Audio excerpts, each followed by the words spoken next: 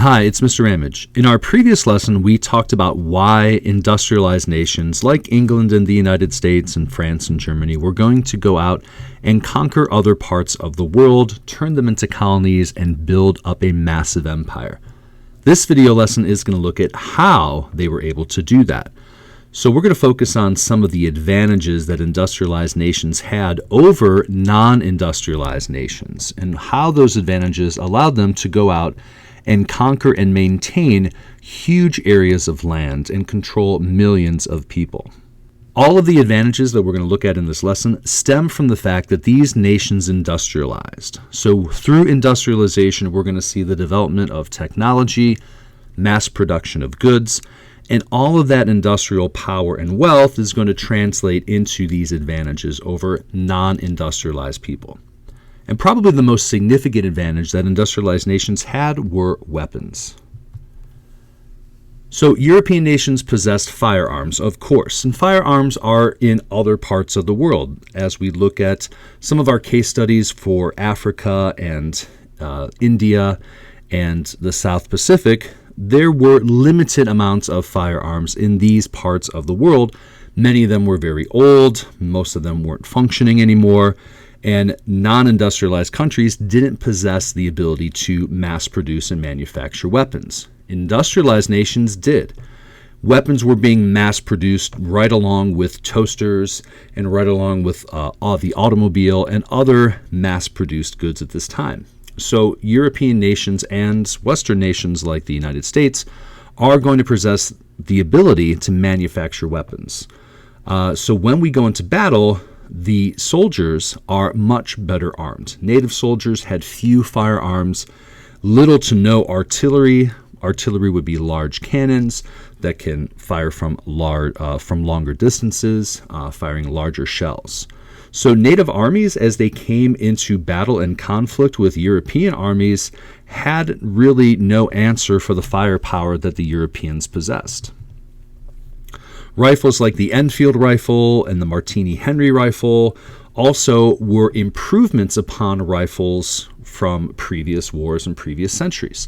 So the Enfield rifle fired further and with more accuracy than traditional musket rifles, which we would have seen used in the Revolutionary War. Rifles also became breech loaders. And a breech loader rifle means that you're able to fire more rounds than the traditional muzzle-loaded rifles. So in the American Revolution, you would have to fire your rifle, put your rifle down, and then you would have to load another shot through the barrel of your rifle. This could take a really skilled person up to about 35 to 45 seconds. Breech loaders could be loaded back by the stock, by where you would rest it on your shoulder, right above the trigger. So breech loaders allowed European soldiers to fire more bullets in a shorter period of time. Non-industrialized nations would have been using more antiquated guns like the muzzle loaders. So European rifles are more accurate and we can fire more bullets faster. But probably the pinnacle of the industrialized military that we're going to begin to see would be the Maxim gun.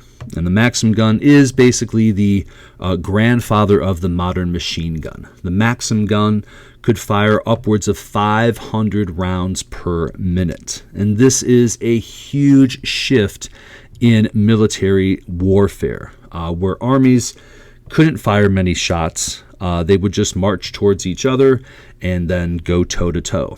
But as we're going to see moving forward, the Maxim gun and the ability to fire so many rounds in such a short period of time is going to change how warfare will be fought. A little bit more on that in World War I. But as European armies show up, one man using a Maxim gun could fire 500 rounds per minute and completely wipe out a native army who are not equipped to deal with such amazing firepower.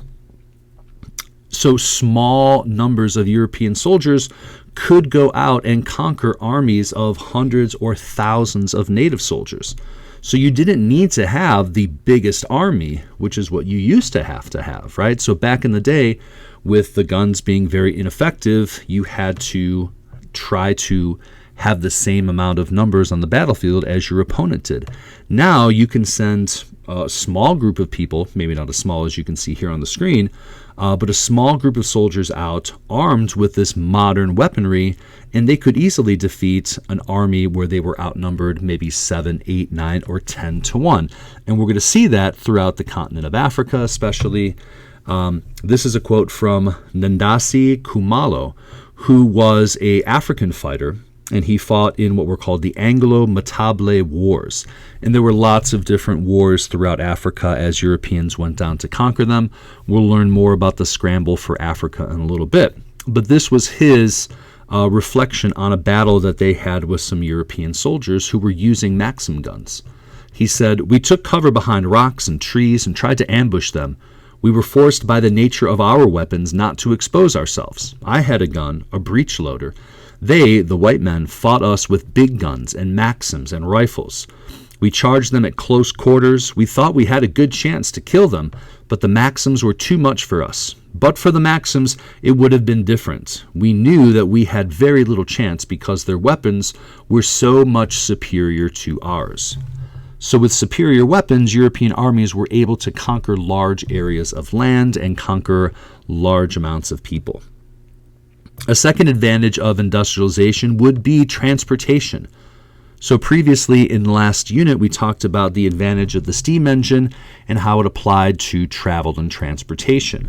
So using a steam-powered ship would not only speed up the transportation of goods and people, but speed up your navy. So industrialized nations began to develop large steam-powered naval ships and naval vessels. They were also able to modernize them and arm them with larger guns, with metal plating, which would protect them. So we're no longer talking about wooden ships anymore. We're talking about a modern industrialized navies. So as these navies go out and conquer other parts of the world, they come into battle with native navies, which are wooden ships, which are sailing ships. So steam-powered ships from European countries could out-navigate them, they could out-maneuver them, they were faster than them, they were bigger, they were stronger, they were more well-protected, and they didn't stand a chance. Better transportation also meant not just for your navy, but also for your business. So exploring throughout the interior part of Africa was very difficult because you had to navigate upriver. Now, with steamboats, you could navigate and travel upriver very, very easily. So we're able to get to places that we were never able to go to. Besides the steamboat, we also have the railroad. So once European nations conquer and take control of areas of land, let's say in Africa, they're going to build railroads that are going to unite different parts of the colony that they've established. They're going to be able to ship goods, supplies, and people faster. If there's an issue somewhere, we can move our troops there quicker. We could resupply them faster. So all of these transportation advantages are huge for these European and occupying forces. So getting there faster, having a more powerful navy, but then also being able to use the railroad to move and ship goods and people quicker over land is also going to give them a huge advantage. Another advantage is going to be communication. We've talked about the telegraph and the telephone, and then wireless communication via the radio during our previous unit. So those inventions are going to serve as a huge advantage in terms of managing these large areas. So if a small European force is controlling a large area of land and a large area of people, they're going to need to communicate information to each other faster. Once they establish control of an area, like I said previously, they would put up railroad lines, and with those railroad lines would usually go telegraph lines as well. So they would have telegraph stations along the railroads. This would allow them to communicate information faster. They would be able to move troops or supplies where they were needed faster and more efficiently. They could coordinate their military forces. They could better manage this very large colony with only a few people. So communication was a huge and important advantage over natives who didn't have that form of communication, had to rely on non-technology to communicate with each other. Medicine also becomes a huge advantage for these industrialized nations. And if you're going to a place that you've never been to before, a foreign place, you are more likely to contract a disease. So Europeans were very susceptible to diseases. Most of the places they're going are very tropical in nature, near the equator, with different environments, different foods, different animals, different insects carrying diseases like malaria. So Europeans previously had been in contact with places in Africa, but one of the reasons why they never really established big colonies there was because of disease. They would go there and lots of people would die, so it really wasn't worth it until the Industrial Revolution not only gives us better transportation and communication and better weaponry, but the Industrial Revolution also drives medical research and the development of vaccines. Quinine was developed that would help prevent the disease malaria.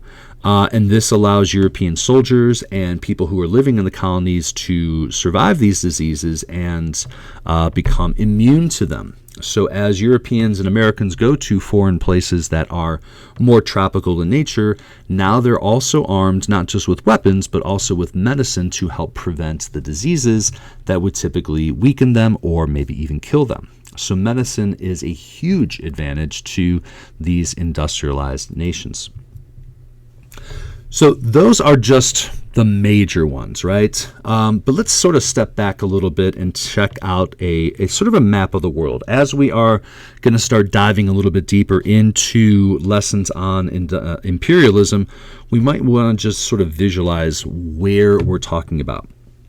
So on the screen, you can see a map where the industrialized nations have been labeled in a light red color, also with some factories to indicate their industrialization. The non-industrialized countries are green with some corn symbolizing their non-industrialized nature. They're more agrarian still. They don't have large cities and factories and mass production of goods. And maybe you can see a pattern developing here, right? So we've got the United States as an industrialized nation. We've got Western Europe as an industrialized nation, and a little bit of industrialization going on here as we go from Western Europe into Eastern Europe, and this would be Russia right here. We'll talk more about them a little bit later, but Russia was sort of lagging behind the rest of Western Europe.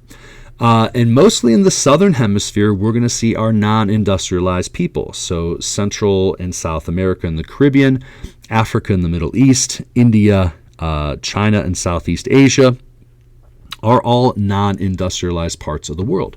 And these are going to be the places where the industrialized nations are going to go out and going to conquer them, as we will see as we move forward. There's also another thing that we need to look at. So if you think back to the first lesson, we looked at some of the motivating factors of imperialism. One of them was religion. So if you look at the Western Europe and North America, we're talking about predominantly Christian nations, where the majority of people are some type of Christian, whether it be Catholic or Protestant. If we look at the other parts of the world that are going to be industrialized, most of them are non-Christian, especially looking at Asia, Southeast Asia, India, and Africa. These are predominantly non-Christian people living in these places. South America is actually predominantly Christian due to the early colonization and imperialism of the Spanish back in the 1500s. So most people living in Latin America and South America are Christian. But African people, the Middle East, and Asia are mostly non-Christian. And remember, religion is a motivating factor for imperialism, as Christian Europeans believed it was their duty to go out and convert non-Christians to Christianity. And then also race and ethnicity are huge factors driving imperialism that we're going to talk a lot more about. But predominantly people living in America are the majority white, as well as Europeans would be considered mostly white people. And if we look at the places that are going to be imperialized and conquered, they are predominantly non-white people.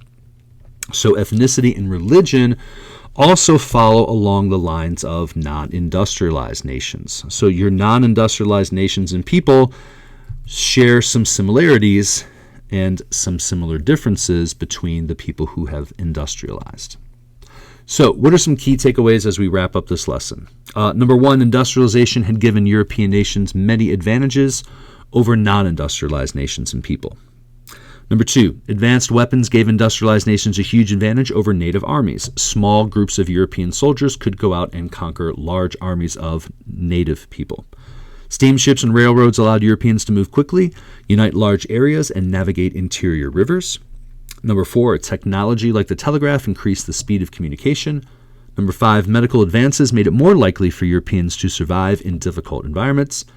And number six, many parts of the world remained non-industrialized and became targets for industrialized nations. So that ends lesson number 2 on imperialism. We've covered the why, and now we've covered the how.